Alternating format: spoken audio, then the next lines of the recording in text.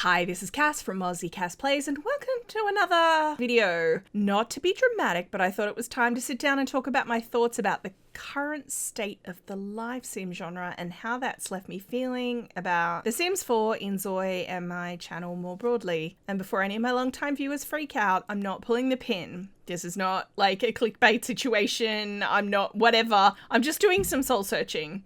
I don't think it'll come as any surprise to you guys that I've been a little disillusioned about The Sims 4 for a while now. It's part of what's been behind my drop in uploads this year, like my less frequent uploads. Obviously, I've had majorly frustrating moments over the years and like the lifetime of the channel. For example, when I had to give up on my restaurant challenge playthrough due to glitches that may have been mod related or may have been Dine Out's fault. And then there were times back in the day with the 100 baby challenge when I lost my ever loving mind because of the bugs around toddlers refusing to eat, for example. They drove me mad. But the beginning of my current arc of disillusionment, if I can call it that, began in the middle of last year when there was a Sims 4 pack price hike. And I cannot say that sentence. In Australian dollars, expansion packs went from like $50 to $60. And I'm fortunately in a position where I'm lucky enough that that extra $10 is affordable. But honestly, it kind of got my back up. And since I was already grumpy at the declining quality of packs, the price hike, it felt like adding insult to injury, if that makes sense. So at the time, the way I kind of mollified myself, I guess, is I made a rule that I'd wait for packs to go on sale so that I was paying the same as or less than what I paid before the price hike.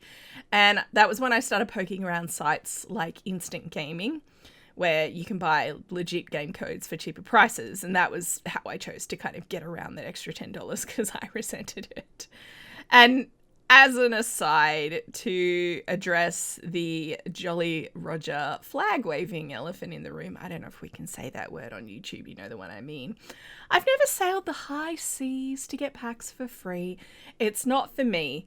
And to be honest, I wouldn't even know where to try. That is not me asking for suggestions. Like I said, I can afford to pay for games if I want them, and I don't mind giving developers money as a general rule. I believe in paying creatives, and if I don't think what a dev team is offering is worth the money, I just won't play the game that they're offering. Like, I won't pay for it, I won't play it. That might sound preachy, and I don't mean it to sound that way.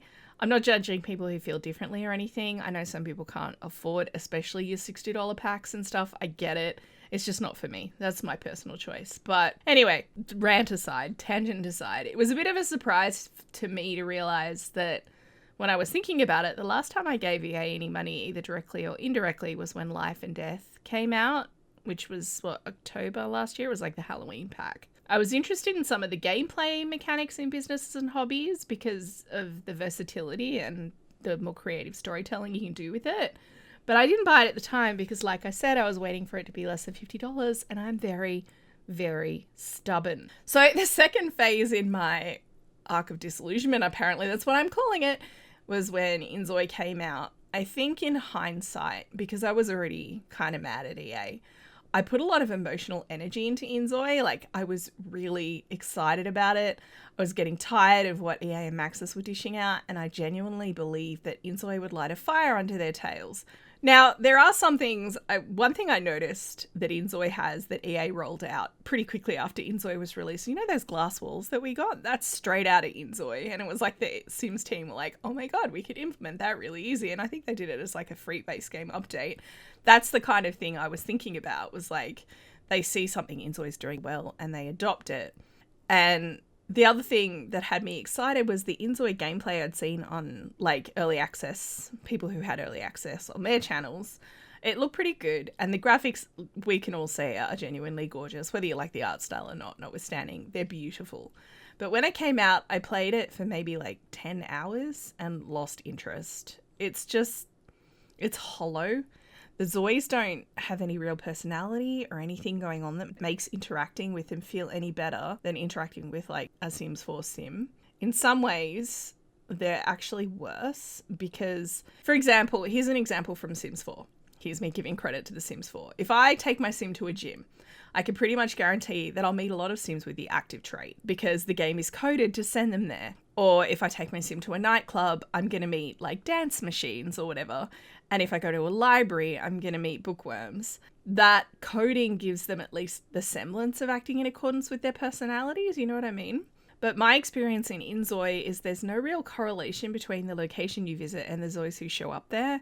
And look, I'm happy to be proven wrong. Like I said, I think in total, including the time where I was recording videos for the channel, I've spent 20 hours in Inzoi Max. So I'm happy to be proven wrong by people who've got more experience, but it just hasn't been my experience that the game made sense in terms of who goes where, in terms of the Zois feeling alive. Now, I know Inzoi is in early access, but in my mind, that's actually not an excuse because the game is being produced by Crafton, which is a huge company that is worth literally billions of dollars. I don't think AAA game companies and huge publishing houses like Crafton have any excuse to release a game in early access. Maybe this is old-fashioned of me, but I feel like it should be finished or close to being finished before they start asking us for money because they can afford to do it properly. So Inzoi's release took the wind out of my sails, and then, dramatic pause, I got given a copy of Baldur's Gate 3 for Christmas. Now, I know I mention it in a lot of my videos these days, at least in passing. It's basically become a bit of a joke here on the channel because that game has become my entire 2025 personality. It's got the ability to customize characters that I love from The Sims, and it's got a lot of freedom to choose your path within the world and the overarching story. Every corner of the map has something to do, which The Sims and Inzoi could both take notes, but particularly The Sims. And every problem has a ton of ways to solve it that are limited only by the player's creativity and problem-solving ability.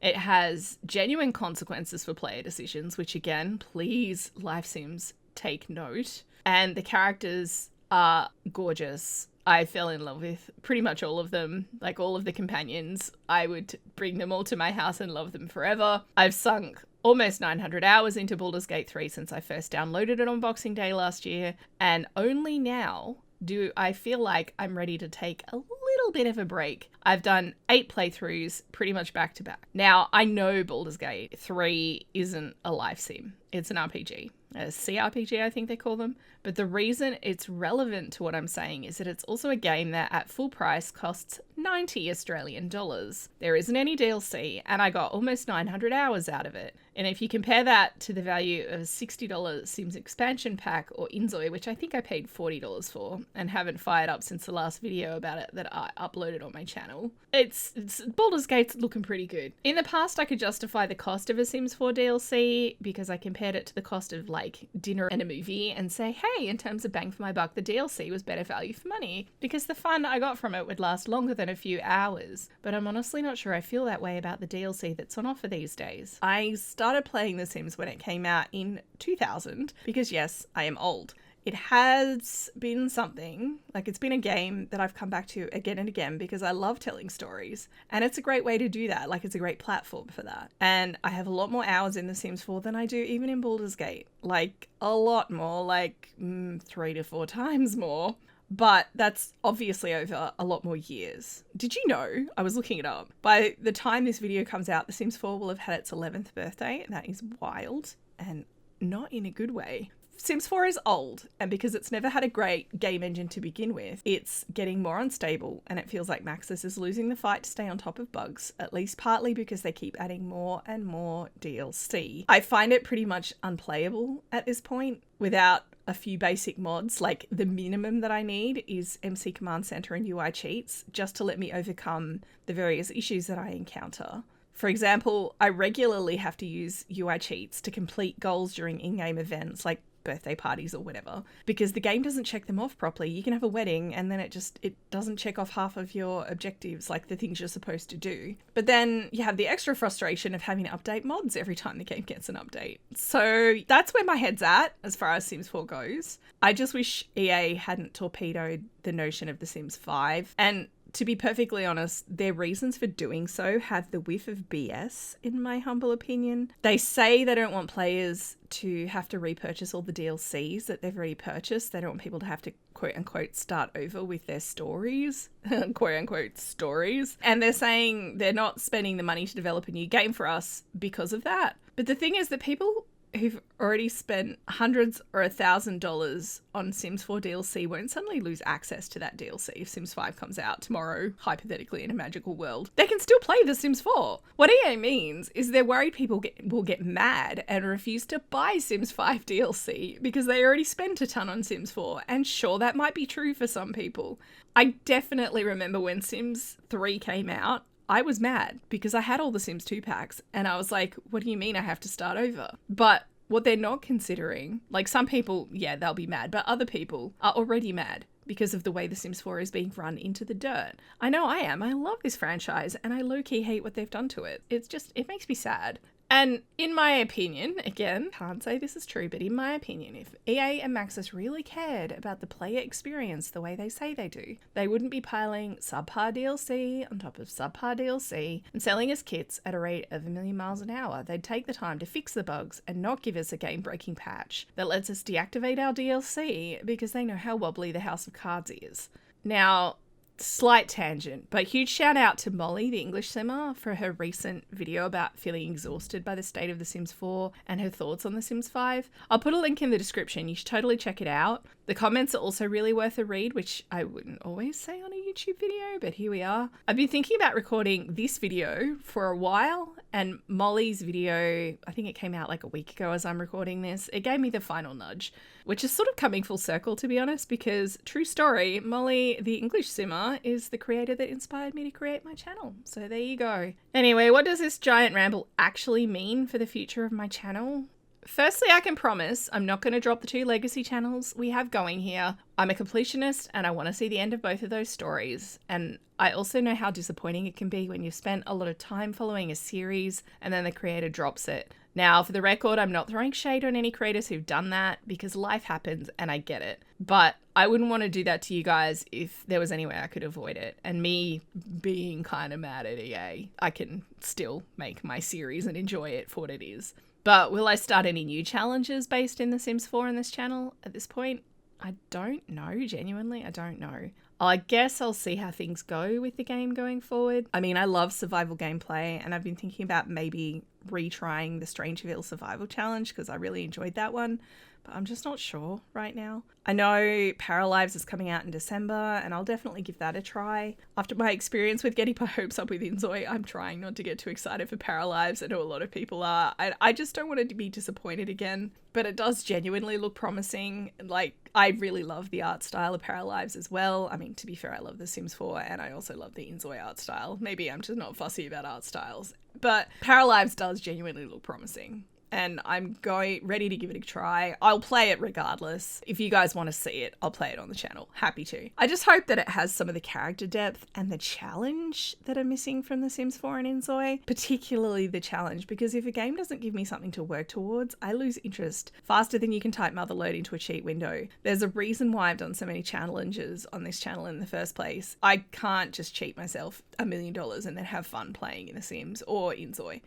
I need to start from somewhere and work up and achieve things over time or I get bored. I'm also interested in trying some other games on the channel, which is super risky because the algorithm really doesn't like it if you stray away from what's typical for your channel. It has thoughts, you guys. As an example, you may have seen I uploaded an episode of an indie game that is a medieval fantasy shop simulator that's called Teddy's Haven. If you haven't seen it, I'd love it if you could check it out and let me know if that sort of content is interesting to you. Genuinely, let me know. If you've made it to the end of my TED Talk, then thank you for your patience. Please leave a comment down below to let me know how you're feeling about everything Sims 4, Inzoi and Paralives. I'd love to hear from you guys. Don't forget to like and subscribe and to wash your hands. We might not be in the depths of the pandemic anymore, but good hand hygiene is still important, you guys. Anyway, I will catch you next time. Thanks for watching.